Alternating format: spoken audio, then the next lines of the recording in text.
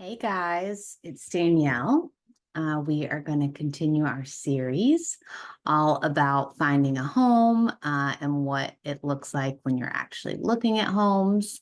And before we talk about finding the one, I wanted to touch on HOAs, homeowners associations, and properties with different types of zoning. So depending on what you want to use the property for, most people, it may be that they're buying their primary residence that they want to live in. Sometimes people are looking to buy something that they want to live in, but they'd also like the option to rent it in the future.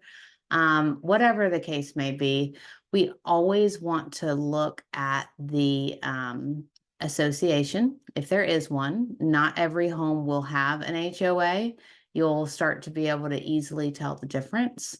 But we may also want to look at, the city permitting and zoning for a property to make sure it can be used, how you want to use it now and in the future. For an example, if you're somebody that's looking to buy an Airbnb, an HOA neighborhood is not going to be a good fit for you, right?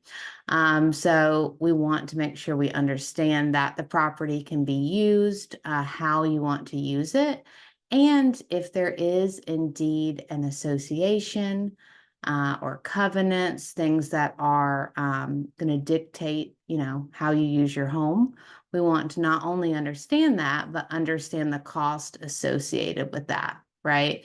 So every HOA is different as far as their fees and what those fees cover. Sometimes they cover, some of the utilities. Sometimes there's amenities like a pool or tennis court. Sometimes that HOA fee actually goes into maintaining the exterior of your home, especially if you're in like a townhome community. That fee might cover a new roof when it's time to put on a new roof or siding, etc. So HOAs can be really great. It's just something that we want to understand and certainly look at when we're looking at homes, right? Driving through the neighborhood, checking out the amenities, that's all part of it when there is an HOA involved. And if we do, go that direction, if we find the one, and it does happen to be in a neighborhood with an HOA, part of our contract process will be to get you the covenants and the bylaws to make sure we understand everything about that association before we close.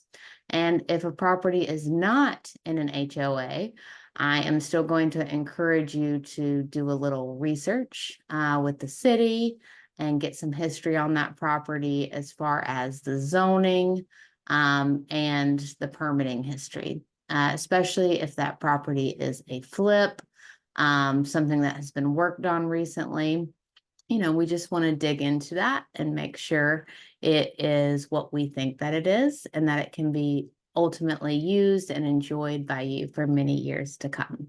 So next, we are going to talk about what to do when you find the one. It's a super exciting time.